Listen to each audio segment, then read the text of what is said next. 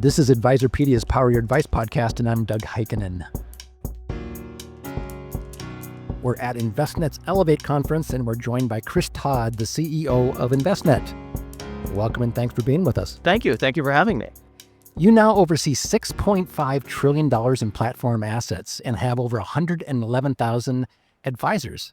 How do you plan to balance innovation while maintaining stability for such a massive ecosystem? I mean, it's a good question, but that's the art of sort of product management, right? And that's what we have to do to continue to be a leader. And so in a purely tactical sense, we'll be sort of very rigorous each year when we think about what portion of our budget do we put toward sort of, maintaining the existing platform and what portion of the budget goes toward innovation and new projects. So AI, given your background at UKG and Envestnets, Yep.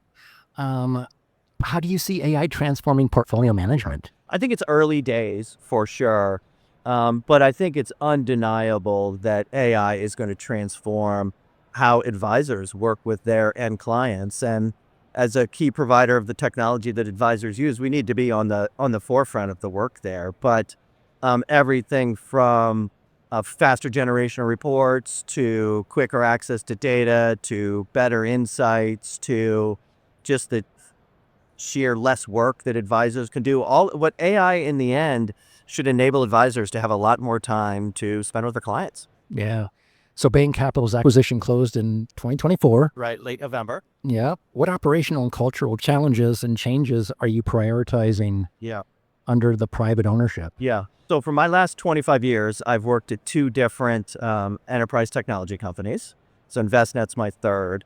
For 22 and a half of those 25 years, I've worked under private equity ownership.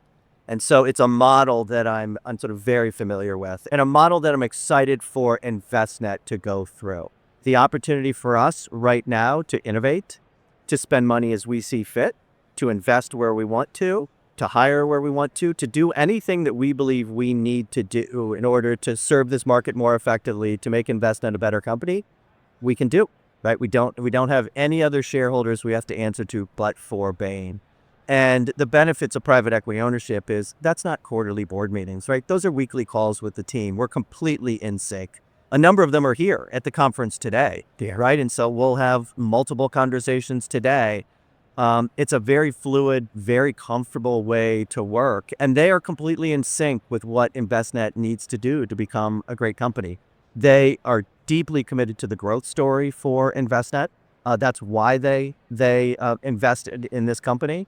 They've been following Envestnet for well more than half a decade.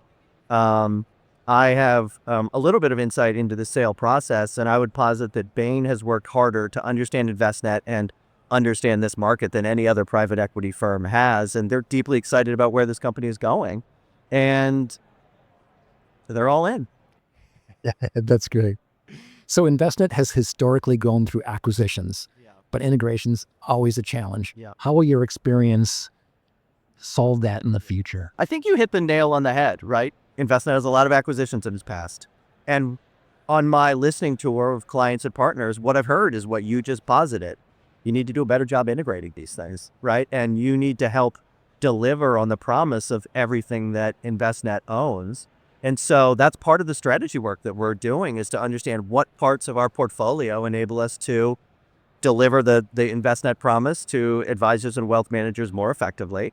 And where that makes sense, integrate them more, right? And make sure that that seamless experience is really being delivered. That's what we're going to do with the existing portfolio. As we think about Envestnet going forward, I think the nature of your question sort of begged the answer. If we're going to acquire another business, we need to do it with the integration strategy in mind. And in the overwhelming majority of instances, the right answer is immediate integration, not standalone.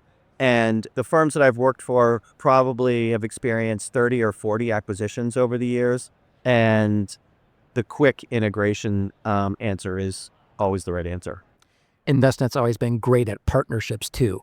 So moving forward, what will our partners plan and help you deliver on Envestnet's value proposition? We're going to continue to lean into the partner community. I had the opportunity to, mention in my keynote comments this morning, that as someone who's newer to this industry, I've been really sort of encouraged. It's been heartwarming how much the partners have reached out to me to offer to help, right? Can we educate you? Can we show you this? What do you want to learn? Who do you want to meet?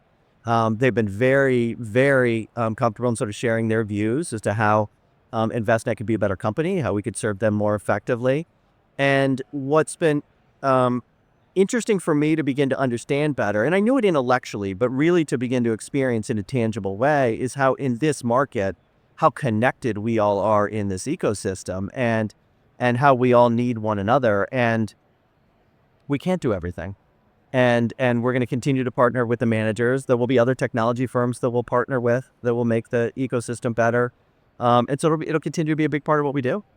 You've emphasized a client-focused culture. Yeah. What emerging technologies or services do you believe will most directly improve outcomes for end investors? Yeah. I can think about this from a couple of different directions. We talked a couple of moments ago about AI. I think the better job we do infusing AI principles throughout our products, the more time advisors will have to spend, right, with the people that they serve. And ultimately that will enable them to have better relationships and grow their books of business. We just spoke about partnerships. We're going to continue to lean into those manager partnerships, right? I think the sort of managed accounts portion of the world continues to be wildly innovative. It will continue to be so in the years to come. We deeply believe that. And we need to be where those managers are. We need to make sure that we're forming those connections between the advisors and the managers so that they have the products that they need.